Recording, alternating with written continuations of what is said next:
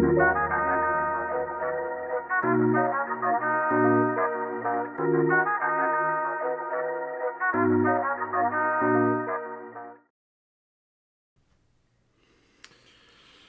friends. Welcome to Brown Bags and Bibles, where we break down life's biggest befuddlements with biblical basics. My name is Scott Wakefield, lead pastor here at First Christian Church, and I am joined as always by Mark Liebert, one of the elders here at the church. Yes, indeed. And we are going to talk today about the recent Supreme Court decision, Supreme Court of the United States, like the supremest of the Supreme Courts. Supreme Court decision about expanding the definition of sex, and what we would say that means is biological definition of sex, to expand that definition to include not just biological, but a non-biological orientation definition. Is that close enough to a decent little summary? Okay. It, of course, as the Supreme Court talks about things, is much more complicated than all that. Involved quite a few cases. We'll note a few of them here. But that's the gist of the decision that was made a week and a half? It was like the middle of June, like the 15th. Okay, 2 weeks ago. So we're going to talk about that some.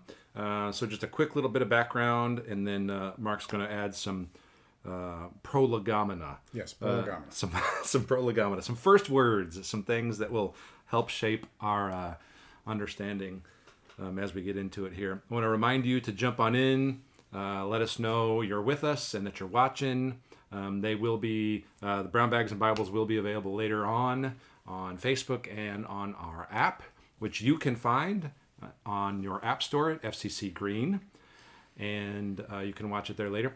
And also want to mention that about halfway through, we'll start asking for some questions, so you can jump in, and we'll try to do the best we can to answer questions as the armchair lawyers that we apparently are today. Clearly. So, quick background. Title VII of the Civil Rights Act of 1964 is something they were giving some clarification on. So, the Civil Rights Act of 1964 is a federal law. It was passed by Congress. And Title VII says, "It shall be an unlawful employment practice for an employer," so it's illegal, "for an employer to discriminate against any individual with respect to compensation, terms, conditions, or privileges of employment because of the individual's race, color, religion, sex, or national origin." So, it is illegal in this country to discriminate against any individual with respect to compensation, terms, conditions, or privileges of employment. The terms of employment, as we often discuss terms of employment, it is unlawful to discriminate based on an individual's race, color, religion, sex, or national origin. And the word we're talking about today is the sex word there. Right. So, bring us up to speed. Yeah, that was 56 years ago now. Wow. Yeah. Yeah. That was, 9 years before I was born. Right. So a couple of the terms we'll use today, which are helpful to understand, is sexual orientation and gender identity. They go by an acronym of SOGI. If you're reading or looking in the news, you will see SOGI. Sexual orientation, which just means a person's sexual identity in relation to the gender to which they are attracted. So the fact of being heterosexual, homosexual, bisexual. And gender identity is a person's perception of having a particular gender, which may or may not correspond to the one that they were born with biologically. Correct. So a couple things here that we want to say to begin. We are not lawyers. And that has become patently obvious as we've studied this topic. So we are not legal experts. You cannot use what we have to say as legal advice.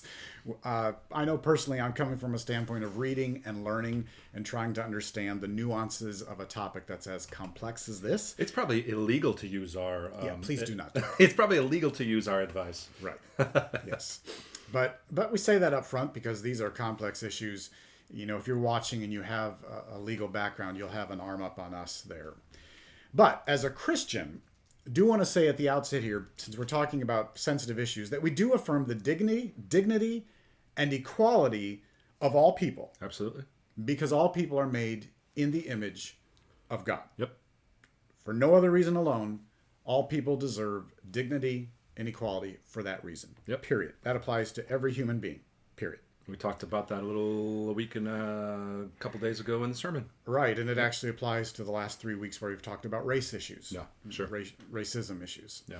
So in the same sense, we want to state that right from the outset. Every person has value, dignity, and worth because they're made in the image of God. Period. Yep. And so, if we're Christians, we must fight for justice and fair treatment for all, because God shows no partiality, he says. He takes no bribes, he says. And he hates favoritism, he says. So I know, coming from this in my own personal experience, I have worked for a gay boss, and I have had gay employees report to me. I understand the issues and what's at play here from a personal standpoint. So we have to fight for that justice and fair treatment, because that's how God is. Mm-hmm.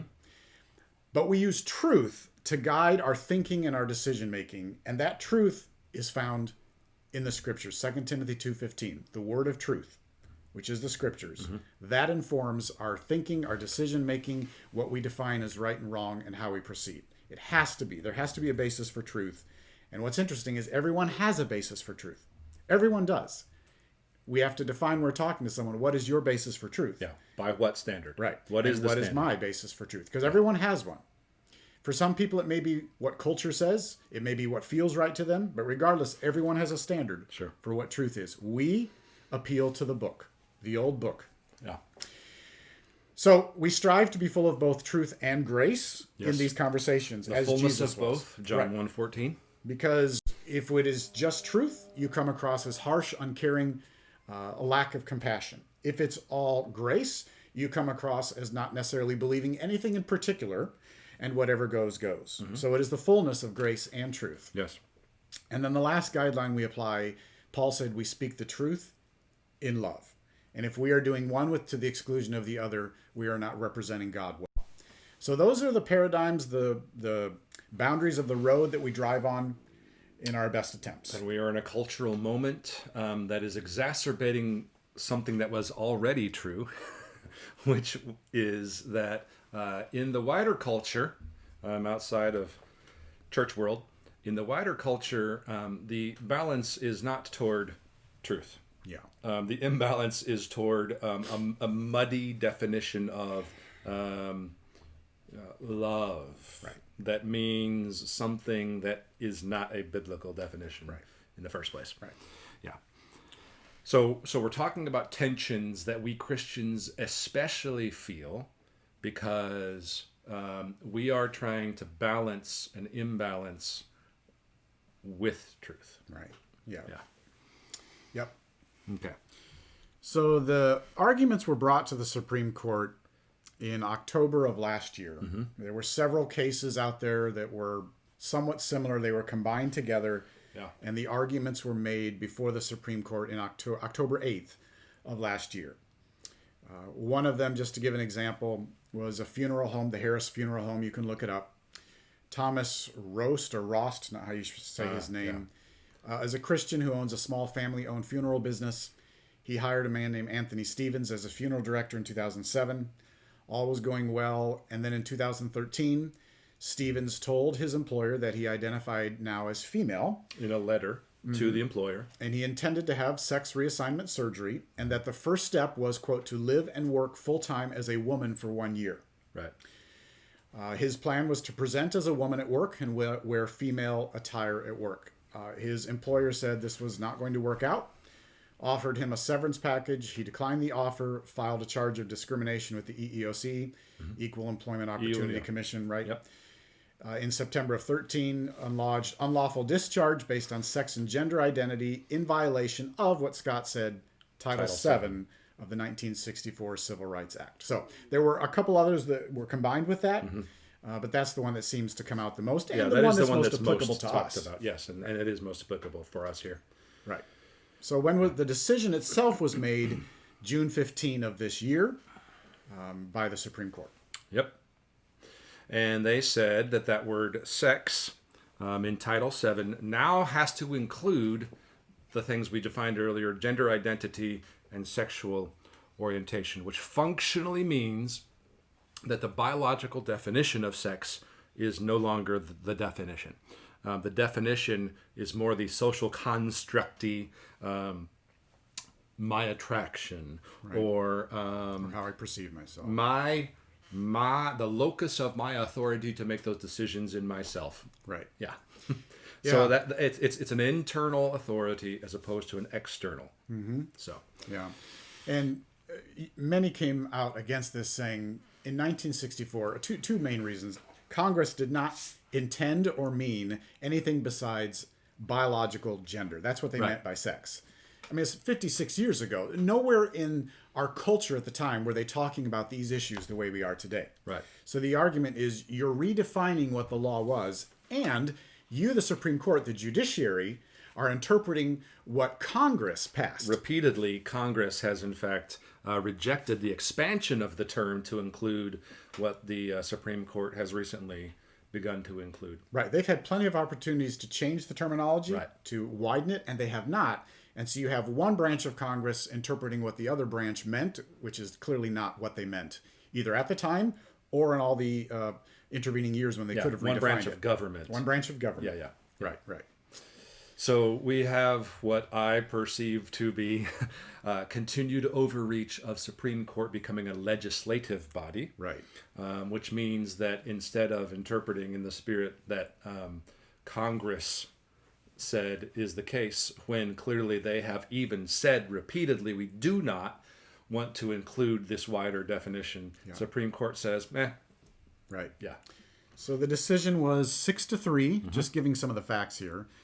Justice Gorsuch and Roberts joined the four more known as liberal justices to be the six. Yeah. Justice Gorsuch wrote the majority's opinion, and those opposed were Justices Alito, Thomas, and Kavanaugh. They dissented. And interestingly enough, in his dissent, Justice Alito said, the position that the court now adopts will threaten freedom of religion, freedom of speech, and personal privacy and safety. Notice, ironically, will threaten. Yes. And we're going to make a nuance today between where we are now and where we're concerned we may end up. Yes, because this is a critical step toward where many have perceived the Supreme Court is headed. Right. So his concern was not where we are today, but that it will threaten as this continues to play out. And then he ended with this statement. In terms of the church especially. Yes. But in terms of parachurch organizations, nonprofits, Christian-owned businesses, right. This impinges on issues that they have to deal with today. Right. So he said, no one should think that the court's decision represents an unalloyed victory for individual liberty, which is the way it's played in the news. And as Christians, we're against discrimination. Of course. We're against it more than a non-Christian because we know the heart of God. In fact, I am predicting that in the not-too-distant future, and I'll make a distinction politically between conservatives and liberals versus rightists and leftists.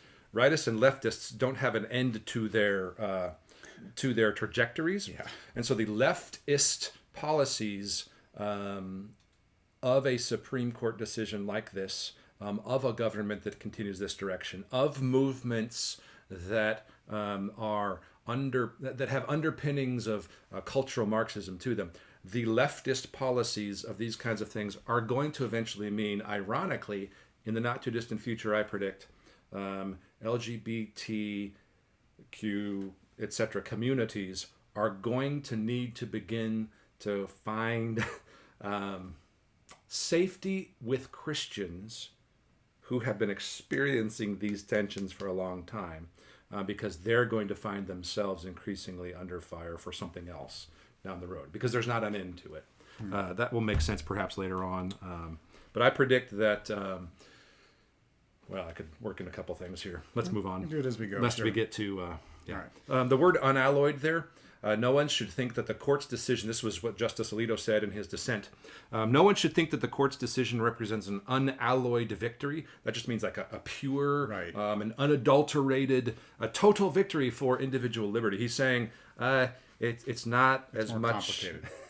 a victory for liberty as it sounds. Right. Does that same idea where we talk about when you purify metal and you get the alloys out, you get the impurities out of it. Right, So unalloyed, no impurity. Yeah. Yeah. Right. That's good. Okay. Going back to my chemistry That's good. days. That's a good way to remember it. I learned something in didn't school. even think about that. So Gorsuch, who wrote the majority opinion. Yes. And they had him write it, I think, he was supposed to be a conservative.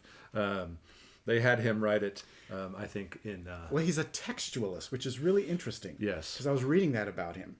Meaning that he tries to interpret everything. This is where we should get David Scott to help us with this. But a textualist... Jeff Ward, David Scott. Jeff Ward. They interpret things based on the meaning of the words themselves. Yes. Not as much the intention or the culture or the context. Of the That's of why the it's called a system textualist. Before, right, exactly. Interesting. Yeah. But yeah, he wrote the majority decision. And so this was the rationale. So help us flush this out, Scott. Yeah. He says, an employer who fires an individual for being homosexual or transgender fires that person for traits or actions it would not have questioned in members of a different sex. So sex plays a necessary and undisguisable role in the decision. Exactly. Which is what Title VII forbids. Forbids. Right. So help us understand that, because Well, you have to say it several times to get it. Yes, I think there are a few things to consider here. One, especially in that first sentence, an employer, and this was part of the rationale for the decision to expand the word sex beyond biology to include what I would say are social constructs, to include gender identity and sexual orientation, so attractions and the way that I feel about who I really am. An employer who fires an individual for being homosexual or transgender fires that person for traits or actions it wouldn't have questioned in members of a different sex. So, So the transgender man who is now appearing as female, yes, if he truly were female biologically, Yes. there would have been no concern or issue and wouldn't have been fired. ironically, which is a biological definition. Right. So we have to use a biological definition do. for the contrast of the non-biological. Yes, absolutely true. Which is one of a category. There are three categories of informal fallacies that are rhetorical fallacies, and it's a fallacy of what's it called, Scott? Hello. I don't know my logic rules. Joel would know. If Joel's watching, he would know. Type it in there, Joel. Begins with A. I don't. So it's playing rules with the of logic. definition of the word in Right. two different ways. Yes, within the same argument. Within the same argument. Yeah. Right. It's equivocation at the least. It is. You're borrowing from a definition you disagree with in order to prove the point against it. Exactly. Which is why it's technically an absurd argument. Right. Okay. So Robert Gagnon, is that how you say his name? Yes, Gagnon. He's someone that I've been reading. Gagnon. It's a French name. All right. So I asked Scott what he thought about him. He thought of him highly too. He's helpful to read on Twitter or follow online. Mm-hmm. He's a professor currently of New Testament theology at Houston Baptist. He was previously at Pittsburgh before that. Mm-hmm. But if there's any legal ruling that comes out, he'll have an opinion on it. Yeah. And that's helpful. So he basically said what the High Court is saying in this ruling is that sex discrimination refers to any situation where a person would otherwise be hired or retained, right, employment, if not for his or her sex. And if you extend that logic fully, it becomes ridiculous. Right. Because it obliterates common sense distinctions between the sexes, and it makes the definition of sex subjective, superfluous, Yes. whatever you And want it to ends be. up having unintended consequences. Right. Which I think we need to Which we'll explain. get into. We need to say what those consequences are. Yes. Because again, if you're listening to this and you're thinking, I'm against discrimination, we are too. So is Jesus. That's not the issue at play here.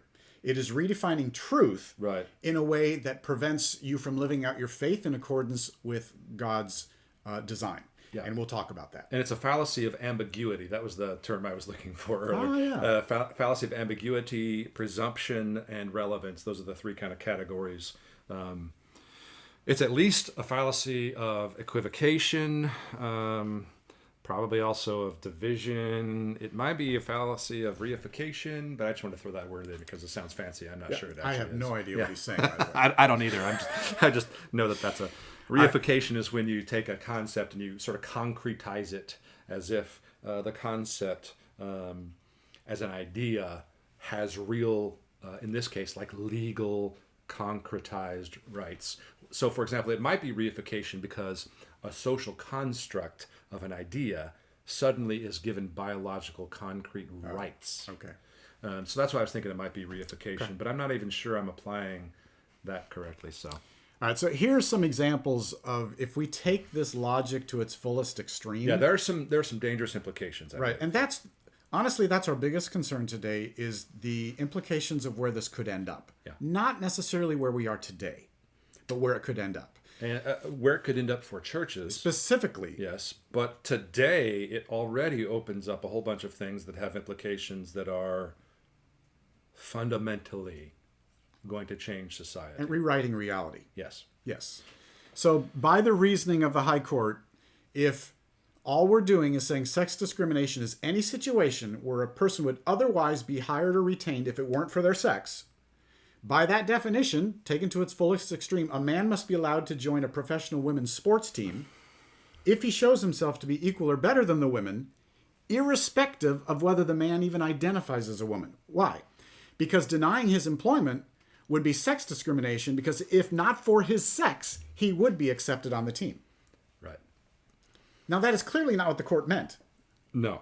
but that is the logical implication of what's being said. But I think that they knew full well that that was going to be happening. Yeah, well, Alito especially Yes. argued that. By the same reasoning, a male employee cannot be fired for entering a female restroom, irrespective of whether he identifies as a woman, because the only reason for his being denied entrance is his sex. Ergo, sex discrimination in your employment retention practices. Again, if you take it to its extreme. Ironically. Yeah. And of course they knew this was going to happen because these kinds of things have been going on around the country in a number of places. They actually a have number already. Of ways. Schools, athletic competitions. Yes. It functionally destroys Title IX. Yes. Oh, we'll get to that in a Ironically. minute. Yeah.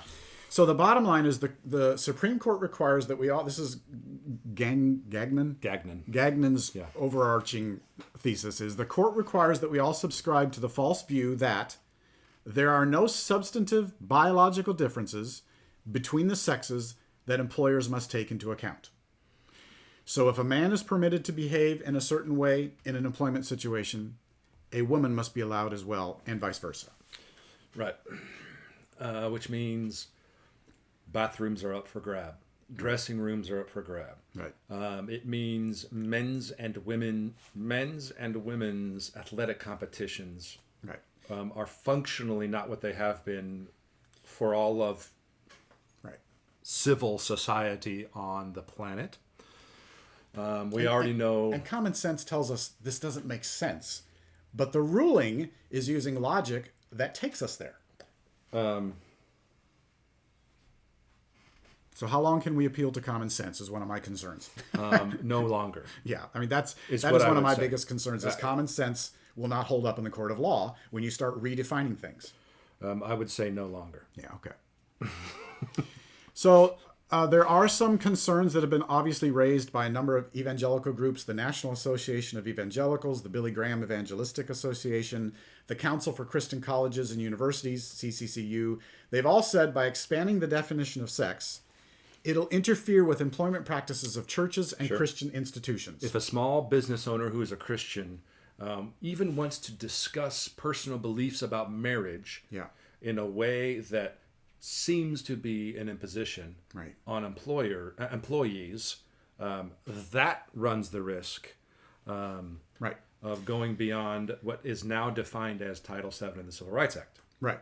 If you're a religious university and you have a religious mission that has long-standing beliefs and practices that are held because of your understanding of who you are before God and His Word, redefining the statute to call sex, sexual orientation, and gender identity will create conflicts for those universities who try to hire people consistent with their beliefs. And it means that, like with the funeral home, if someone changes their belief... If you hire someone and they were in agreement and then they change...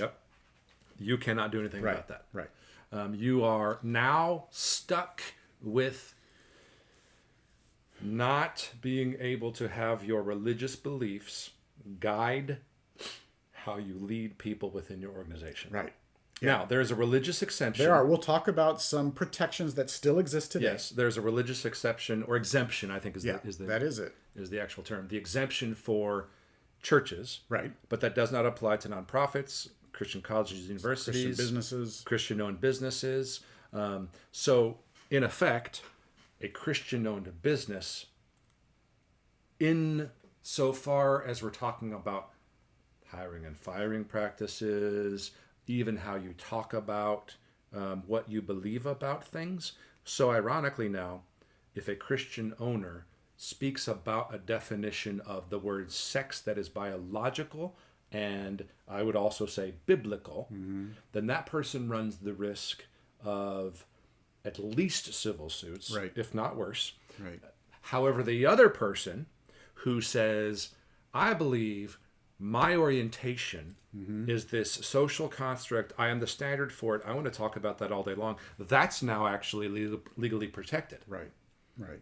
That's So exactly this functionally will go one direction. Right. And which is interesting that you bring that up, because that segues into, I was reading about a number of efforts to compromise on this issue, and then those who are against compromise because they don't think it will work out.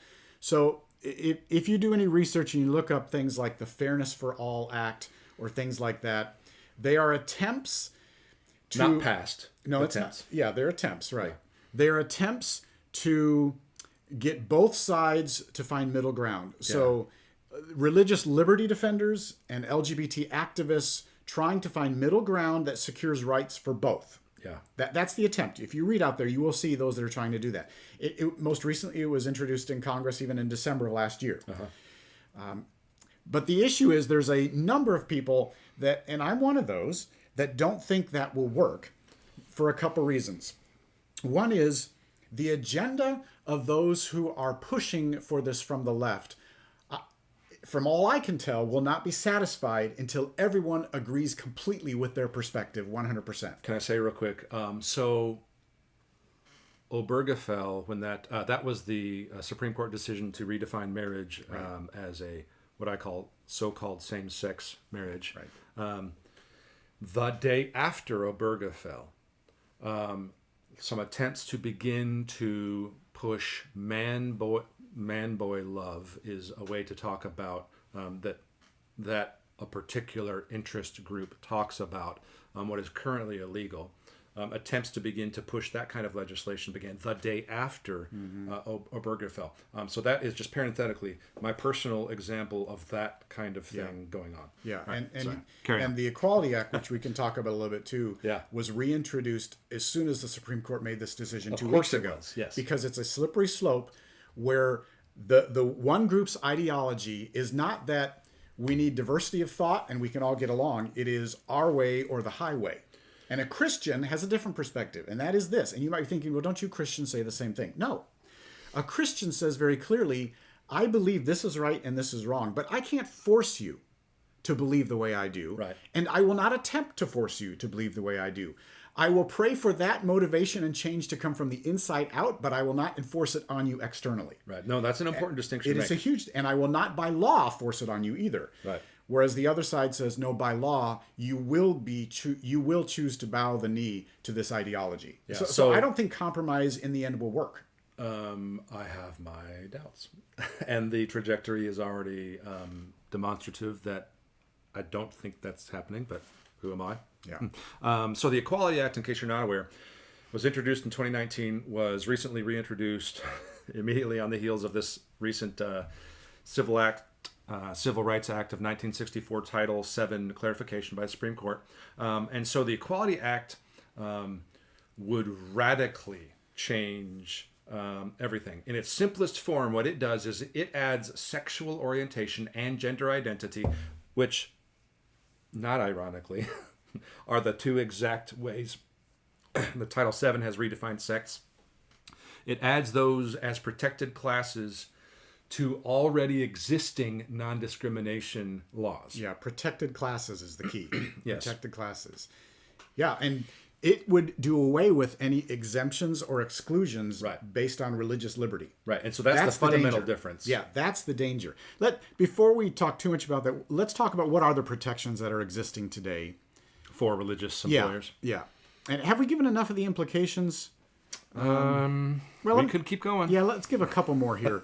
So, flushing this out to its fullest extreme, a Christian-owned business could be required to hire transgender persons for roles that would violate their moral and religious beliefs. Yes, your conscience cannot control your hiring practices functionally in that sense. You mentioned that it erodes rights for women. It actually does. It undermines equal opportunities. Women's scholarships would be given to men who identify as women. Colleges and universities all over the country now are trying to figure out what this means for them with Title IX. Yeah. What it's going to also mean is... And Title IX, by the way, that Oh, sorry. if you're not familiar with that, so 70s? I think it was in the 70s. You can look that up to be sure. Title IX basically says you have to have as many, there's a lot of things, but you have to have as many scholarships for women's sports as you do men, that As kind of many thing. dollars spent on... Yeah. And by the way, if you ever watch the Olympics and you notice that the U.S. women's national team dominates, Title IX's why. that's why. It's because we have invested heavily in sports scholarships for women, which I think is a great thing. Sure. But again, that becomes undermined if women just means those who identify as women. Yeah. So it could compel professionals from all walks of life to refer to their colleagues with pronouns and other sex-specific terms according to their gender identity rather than biology. So this I must call you he and him, even if you were born she or her. She, all those kinds of Right. ways. It is a form of speech policing. It is. That's In why functional Alito terms said freedom now. of speech. Right. That's because now... That's what he was looking at. Now your religious or moral conscience is not the ultimate guide. Right. It's now why the state is saying it is. Yeah, this is important because it's a small business owner, like you said, may not be able to discuss their beliefs about marriage at work. Right. If they believe in man, woman, heterosexual. And we actually saw this with Chief Kelvin Cochran, Atlanta's fire chief. The Atlanta chief, where he wrote about his beliefs about Christ and marriage and for a private men's Bible study. Yeah. Had nothing to do with his work. Right. And he lost his job. Yeah. It undermines dignity and privacy for women because it could force organizations to open women's shelters, locker rooms, and restrooms to men who believe themselves to be women. Right. So you can have a women's shelter for... you can have a women's shelter where there are people who have recently been raped. There are people who are homeless. Right. So women are there. And they will be... Those shelters will be forced to allow a man in that same exact space sleeping next to them because he says... Right. A woman rescued out of the sex slave trade who's being protected. Sure. And now you have to allow a man in who claims to be a woman. Yeah. It now functionally... I'm not going to put the word destroys here, but I'm going to come close as possible to that. It functionally not only undermines, but slowly erodes the social fabric of protection of women, of those who are at high risk of abuse. So, okay, now that we've scared you with the implications, there are some protections in place today for religious employers. So, 1, 2, 3, there's 5 that I'm aware of. So, Scott, organization size, interestingly enough. Yes. Title, We're almost there. Yeah, Title VII of the 1964 Civil Rights Act, actually, those prohibitions against discrimination, that only applies to employers with 15 or more employees on payroll. We are about to hire a full-time tech position. Maybe we shouldn't. If any of you are interested in a full-time tech position and you're listening, just forget the next few seconds. If we were to hire one more person, we are now not exempt. Right. So that's one exemption. Which means for there very are small business. Lots of churches out there. Oh, yeah. Many of us would know very clearly churches like that. There's that people are... out there saying, see, I knew mega church was the wrong idea. And here's the reason. There's also a 1972 exemption for religious employers, where it says Title VII, again, not just about 15 or fewer employees, but Title VII doesn't apply to a religious corporation, association, educational institution, or society etc. This exemption generally is understood to allow religious organizations to make decisions on employment Right. based on religion, even for employees that aren't carrying out religious activities, Right. but in keeping with their conscience, their mission, and their set of values. So if you have a different set of values and you want to start some sort of school of, hey, we're totally cool with all definitions of social constructs about LGBTQ issues, etc., and that's who we employ, and that's what we do, then you're allowed to do that in our free capitalistic market and society. Sure. But you can't impose that on this particular It doesn't go thing. both You ways. can do it yourself if you'd like. Go right ahead. Sure. That's what's interesting is our definition of diversity no longer means I tolerate your view and you tolerate my view. Right. It means you must embrace my view. Yes. That is functionally happening far more than many people are aware, especially, well, anyway, yes. If you want to read a book on that, D.A. Carson, The Intolerance of Tolerance. Yep. That was a horribly discouraging book. I mean, a good read. It's a great book. There is a ministerial, the next one's 1993, the 1993 Religious Freedom Restoration Act, which requires the government to show if they're passing a law that burdens religious exercise, they have to, quote, narrowly tailor it to achieve a compelling government interest. Yes. Which compelling government interest sounds is so a nebulous. phrase that's often used when they want to say, hey, we have a compelling governing interest to annex this portion of your land, and so we're going to do this. That kind of stuff happens all the time. But it can be a pretty wiggly definition.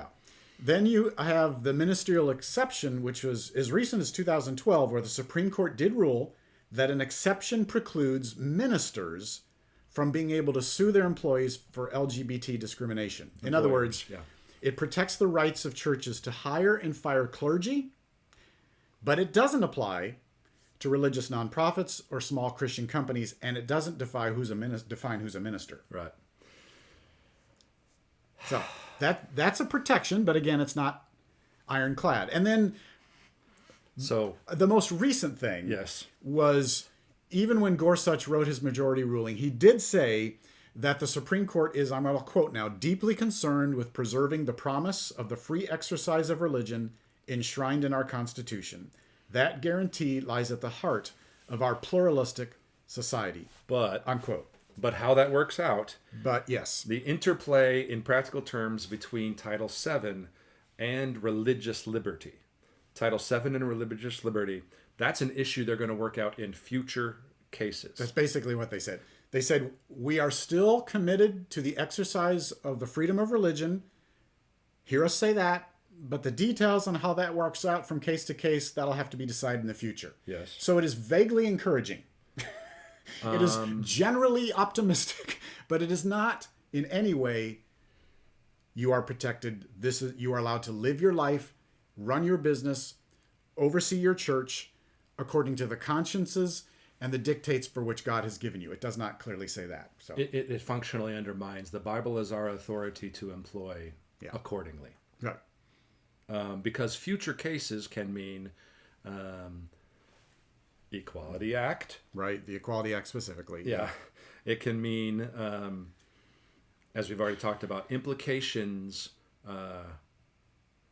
that go beyond moral conscience as the authority. Yeah. So the state has become a functional authority in ways that I would say are not in keeping with the original constitutional, fairly libertarian kind of idea, that laws are not there to enforce belief in moral questions. And yet we are legislating now toward that end. Right. It's interesting because these SOGI policies, right, sexual orientation, gender identity, they attempt to impose by force of law the belief that marriage is merely a union of consenting adults, regardless of biology. One can be male, female, none, or both, regardless of biology.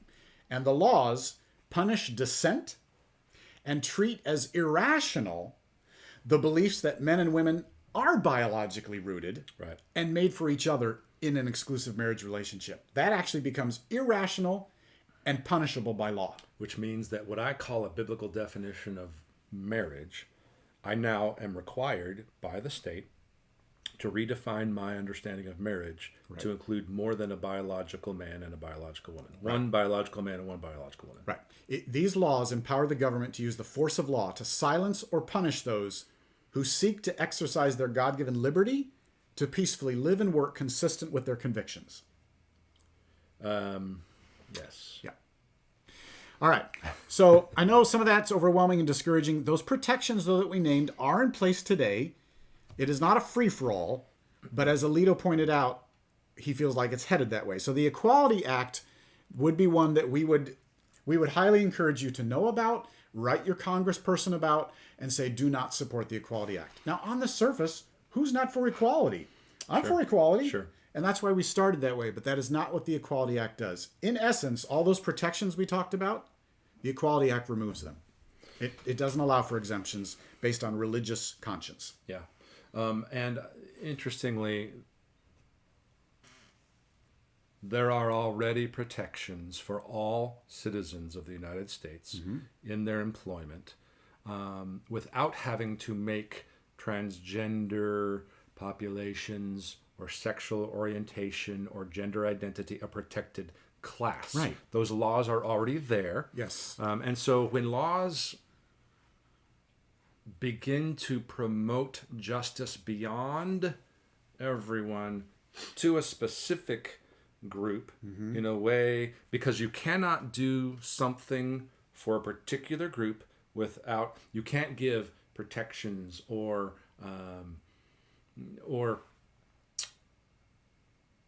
help to a particular group without taking from another in terms of political policies. When you begin to do that, you have begun to disrespect the freedom and justice for one group. That's just an assumption of the Constitution. Yeah. In the first place. And I just, again, now we're in the weeds of all this, and it's been a while since we started. Again, Scott and I completely believe in the equality of all people made in the image of God. Of course. The need for fairness for all. We are against discrimination. What we're talking about is not those broad categories. We're talking about whether you as a Christian or a Jew or a Muslim or any other religious faith can live according to your conscience under the rule of God's design for us from the Bible, and whether you can operate that way freely or not. That's what we're talking about. We're not talking about harming another group, seeking to do damage to someone. Again, I have worked for a gay boss, had no issue at all. My company, 15,000 people, the secular company, has nothing to do with God, the Bible, Jesus, anything. It had a great relationship with my boss. The people who worked for me, great relationship. They were gay. And we talked about these things. I loved those days when we could just talk about these things, the free exchange of ideas, and we worked well together. That's not what we're talking about here. And ironically, what has already happened without even the Equality Act is going to mean that kind of openness of conversation is going to be suppressed. Right. That will be functionally the implications of this, regardless. Yeah. Because people will just plain not approach the issues at all. Right, because speech becomes a way of hurting people. This is the argument today. Yes. That if you disagree with me, you're oppressing me. Well, and it's not even just the disagreement of the content of the words, it's the tone. Right. It's not even as fundamental as the content of the words. It's actually how I interpret it. Right, exactly. Tone is the problem. Right. And not only perception is saying a certain thing the problem, but not saying something is also supposedly hate speech. Yeah. So this Equality Act, just again, be aware of it. We would encourage you to vote against it, or have your, well, you're probably not able to vote too much in Congress, but have your congressperson do it. But for example, in the past, yes, these exemptions and protections have existed. They still do today. And like the Religious Freedom Restoration Act can be claimed, but if the Equality Act is passed, that bill would forbid religious individuals and organizations to even invoke the Religious Freedom Restoration Act. Right. So we would be virtually powerless in the face of a bill designed to punish us for our beliefs. Right. Yeah. All right, let's talk about Bible and we'll get to questions. Yeah. All right. So what do we want to say about these kinds of issues from Scripture? Obviously, gender, we believe biblically, is something that comes from God. Yeah. He's creator. Gender is something that has an assigned by God nature to it. Genesis 1:27. Also, Jesus, when he's talking about divorce, he says, "Don't you know that God made them man and woman?" Right. Yeah. Right. And he wasn't talking in social construct, anti-biological terms. He was talking about in assigned by God biological terms. Right. So God created mankind in his own image. In the image of God, he created them. Male and female, he created them. Yeah. Right. So gender is assigned by God alone. And gender is determined by biology, genetics. Right. It's unchangeable. This was God's plan from the beginning. Genesis 2:22. The Lord God made a woman from the rib he had taken out of the man, and he brought her to the man.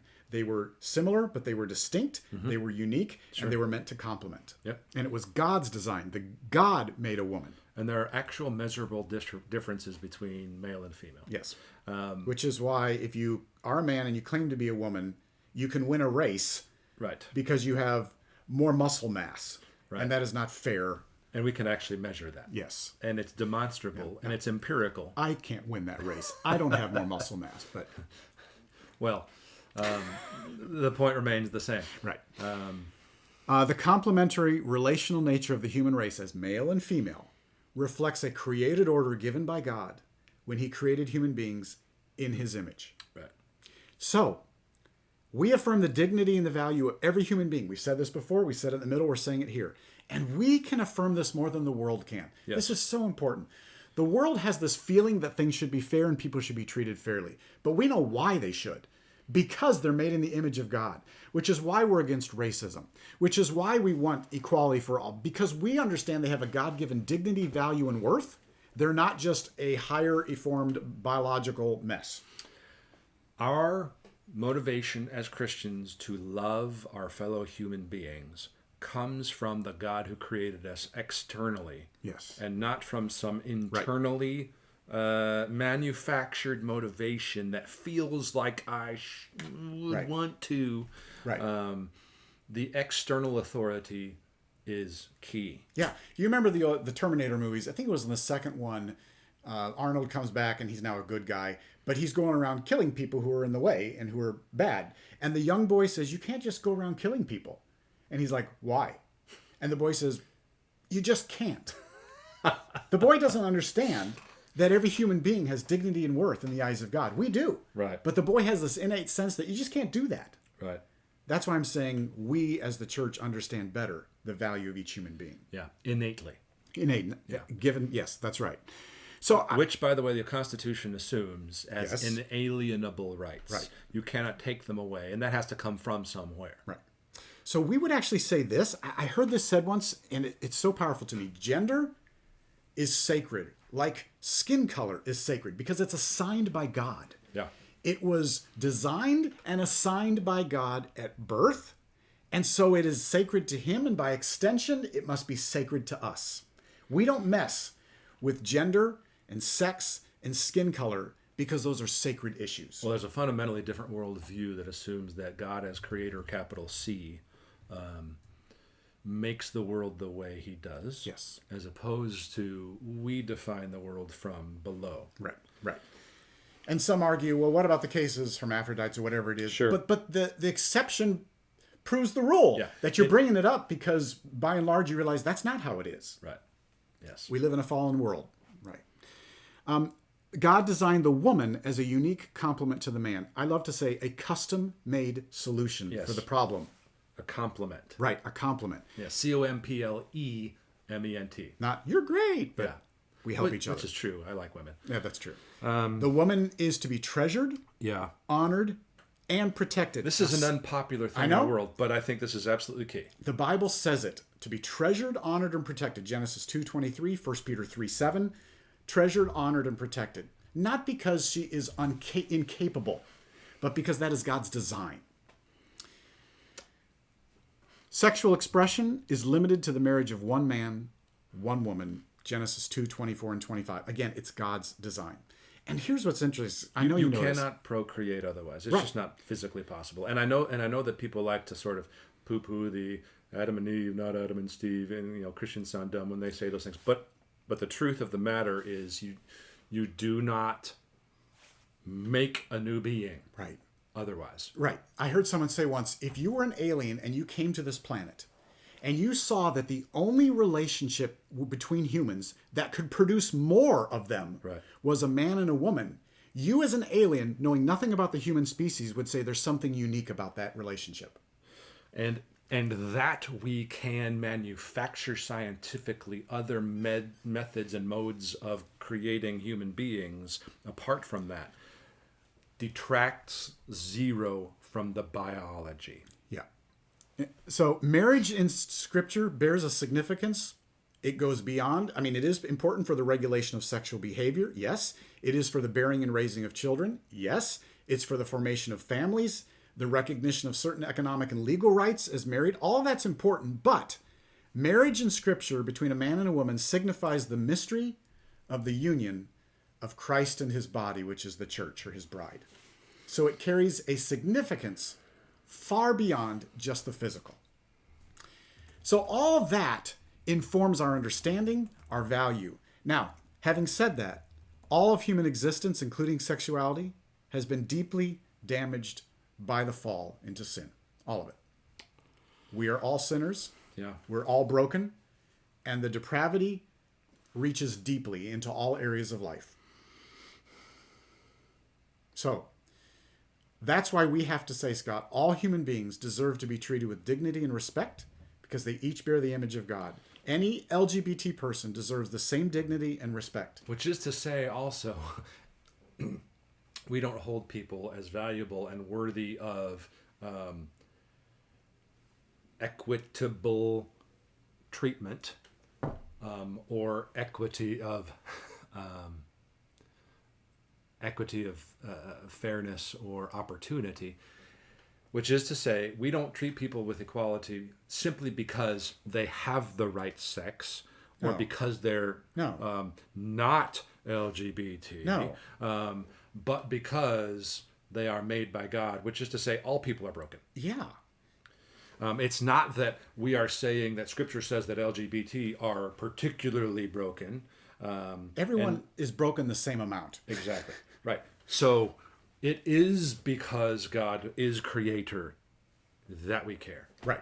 Right. So we will affirm the dignity and respect that is due any LGBT person because we understand with our thoughts, our speech, our behavior that bullying or violence directed against them is antithetical to who God is, and it would be wrong in his eyes, it would be sinful and heinous, and so we would never support that. And a Christian who has died to self and has taken on the selflessness of Christ to care for others is the only person in a society where people are bullied, will be hurt, are in danger, need protection. Only Christians are going to jump in and do those kinds of things. Or should. In those kinds of ways. Right. And you've all heard stories of Christians who have acted unchristianly. Sure, of course. That doesn't make them, that doesn't eliminate the way God set it up. It just means they're acting badly. That's what it means, is they're acting badly and not living out their faith in the way that honors and pleases God. That's all that means. Yeah. It doesn't disprove the Bible, because people say this, Christians have done all these bad things in different times. Well, that doesn't disprove the word. It just means that people are bad. The word is still true. So, what do you say to someone who says, okay, I get it. Great. You Christians also have your beliefs.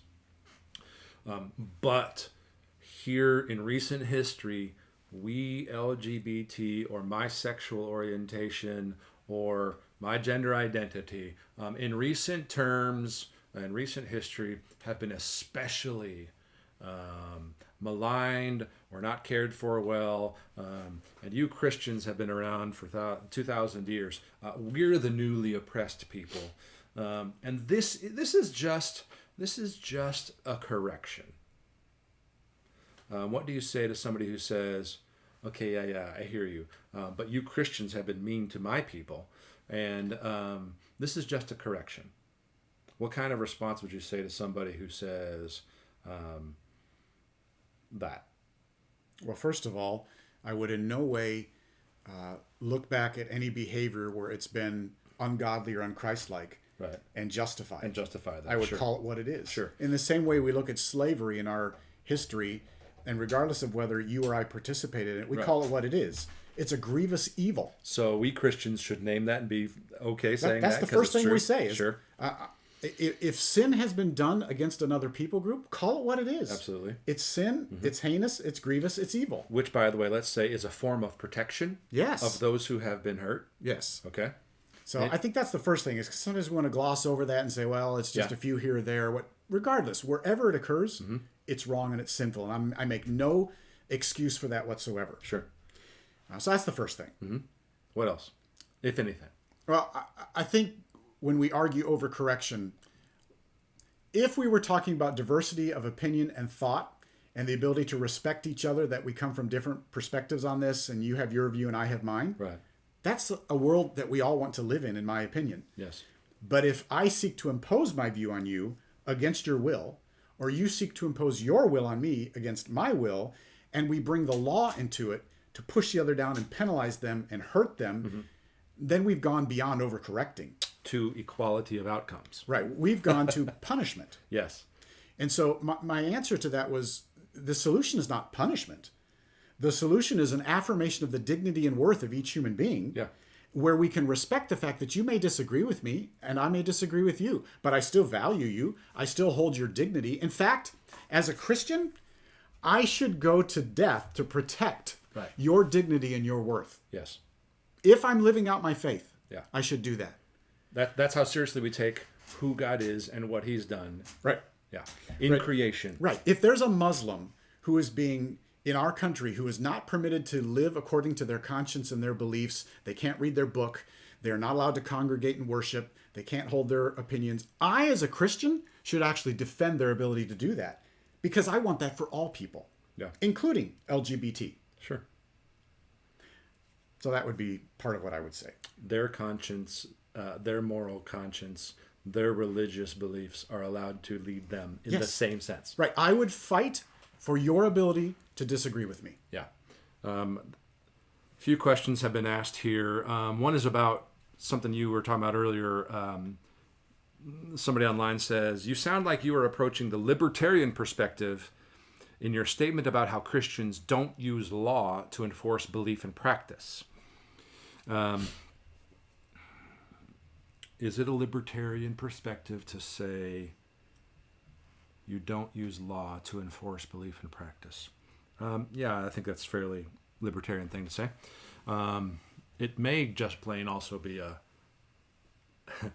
free market capitalist constitutional way to describe it. I'm not sure I'd necessarily call it libertarian, but the question was, am I understanding you correctly, or are there more nuances there that need to be spelled out in terms of the use of the law to enforce belief and practice? Okay, I'll answer this very easily. I'm sure there are, and I am not equipped to do that. I will state this, and again, this is just from the research I've done. Laws are intended to respect freedom and promote justice for every citizen, no matter who they are. A society that protects everyone's freedom to live peacefully according to their beliefs promotes an environment of mutual respect among Americans from all walks of life. That's what I'm arguing for. But laws like the Equality Act don't do that. They say to people of faith, change your faith-based practices or face punishment. That's a difference.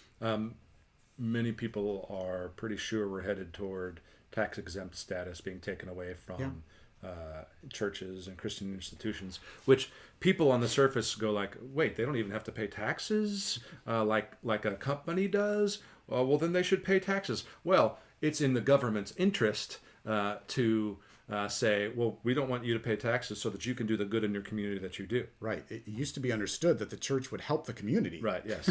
Yeah. That it's not all up to the government now, to do the everything. narrative has changed on that, but I don't think that's accurate remotely. Right. Another question here has been, so since it seems like the ball can't be stopped, how should Christians prepare for the inevitable? Where should we focus our efforts? Yeah, so a couple things here. We make influence primarily one-on-one as we talk to people and as we influence them in our sphere of influence. That's where we have the most influence. There's a document you can sign, breakpoint.org/freedom. I've personally signed it. You can contact your political representatives and encourage them to vote against the Equality Act. Those are all things you can do. But I would say one-on-one, Scott, has the biggest impact whatsoever. Fight the lie. To me, there's a couple lies that our culture is asking us to imbibe and swallow. One is that sexual orientation or expression is your identity. Yes. Not that it's a part of who you are, but it is your identity. That is the common thought in our world today about what identity means. Right. The locus of it is my sexual identity and orientation and those kinds of words. If we accept that as true, then it becomes very hard to argue anything other than we'll just be your authentic self then. Right. And authentic means what you perceive it to be. Which means that pedophilia is the next step. Yeah, there's all sorts of things. So the lie is that sexual orientation or expression is our identity. No, our identity is in Christ alone. All else pales in comparison to being a child of God, chosen before the foundation of the world, made in the image of God, rescued, ransomed, redeemed by Jesus Christ out of the mercy, grace, and love of God. That's who we are. And I always bring up my aunt who lived to 104. Authentic sexual expression, we're being told in our culture, is necessary for a full, meaningful life. But that's not true. Right. A satisfying, God-glorifying life is possible without any sexual expression. Absolutely. Jesus, the Apostle Paul, my auntie who lived to 104, one of the most godly women I ever knew. She was deformed at birth. She lived to about 4'6", grew to 4'6". One leg was higher than the other, skinnier than the other. She had a giant hump in her back. She wasn't the prettiest thing to look at. Godly woman who lived to age 104 as a single woman who never got married. Wouldn't it be a pretty radical thing that we as a society didn't care about the sexual parts? And I don't just mean genitalia, but the ways people looked. And that real dignity was something that we could protect in that sense. I look up to my auntie. She died at age 104 in 2007. I looked up to her so much. But she never once, as best I understand her, had any sexual expression. Yeah. But a God-glorifying, satisfying, full life because her identity was not her sexual expression.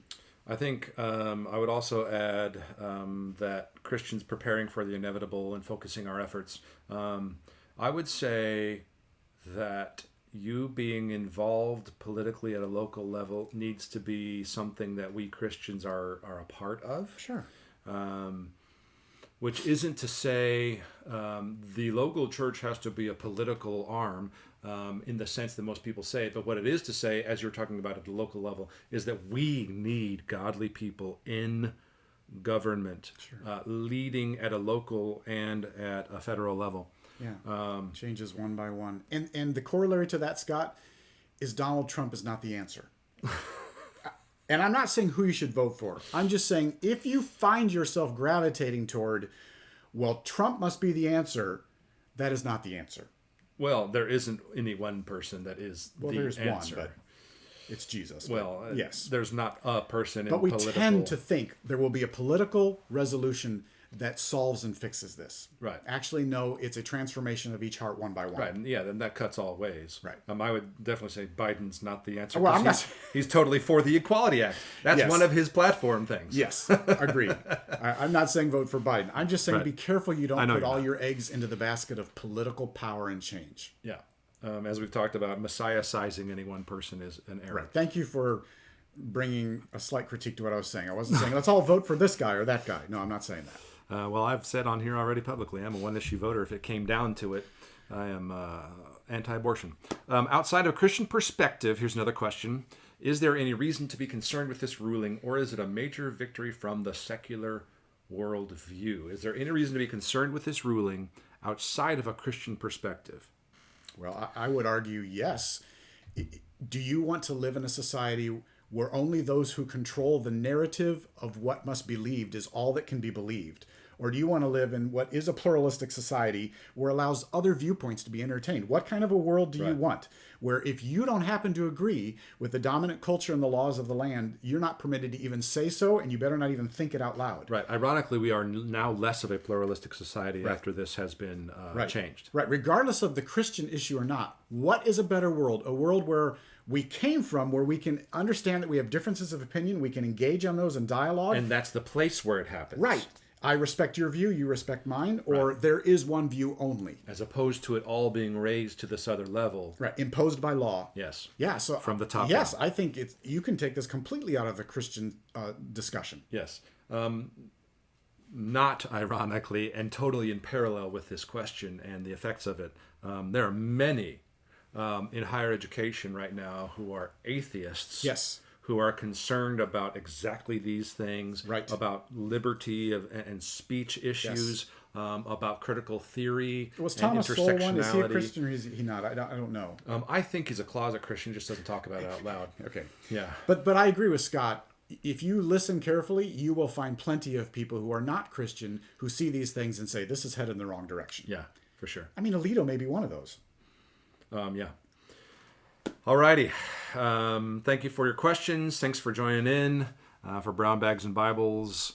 We're a little bit shorter than we have been in recent weeks by at least a few minutes. And we're exhausted by these topics. Maybe 5 minutes. Or... Did I say that? You did, on record, in front of the internet. Well, they're hard. Yes, they are. Where are we headed next week? I'm not here next week. Yeah, we're not here next week. So no Brown Bags and Bibles next week. That's what that means. Rewatch the old ones. Yeah, we'll replay them on our app, which you can download at our app store, FCC Green. Very handy. and honestly, thank you for bearing with us and asking questions. We are by no means the seat of all authority or all wisdom and knowledge. And I, for one, can tell you I'm continually reading and learning and praying to make sure I understand these things better. Yeah. Because there are nuances to this, and I am no expert in legal matters, racism, government law, or anything like that. Yeah, but we as Christians cannot avoid and should not merely draw away from our responsibility to be engaged in societal issues. No. The more that happens, there's this thing called the Benedict option that was talked about in a book recently where we should just cloister ourselves again. I've always said about Greene County that we're the kind of place where conservative Christians come to disengage and die, to like live off the land, to get away from the big city and da-da-da. And I understand that impulse, but the more that we do that, the more we say, go ahead, world, and do whatever you want. Yeah, the faster the ball rolls. Yes, I think we need to be more engaged and aware of these kinds of issues, not just at a local level, but at a federal level beyond us. We still live in a country where we have the freedoms today to speak our mind, to live according to our conscience. And when we don't, we still need to do that. Right. And so, as Samuel Alito said, this ruling may head us in the wrong direction, but we still have those and we fight for those because it's for the good of all, Christian or not. Yeah. I was thinking as we were talking here a little bit about 1 Peter 3, talks about suffering for the sake of righteousness. Yes. There's a long section in there that says, talks about being zealous to do what is good.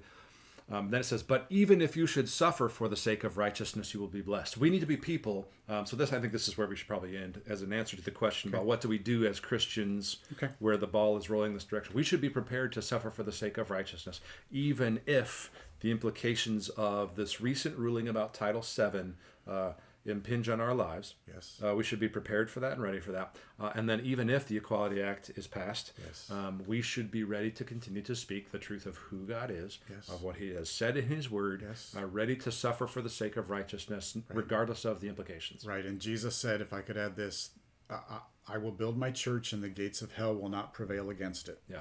Those words are still true today, 2,000 years later. And you live with that confidence and you act from that place that centers you, regardless of the storms going on around you. Yeah. Good word. We'll end on that one. Thanks for joining us. See you next time.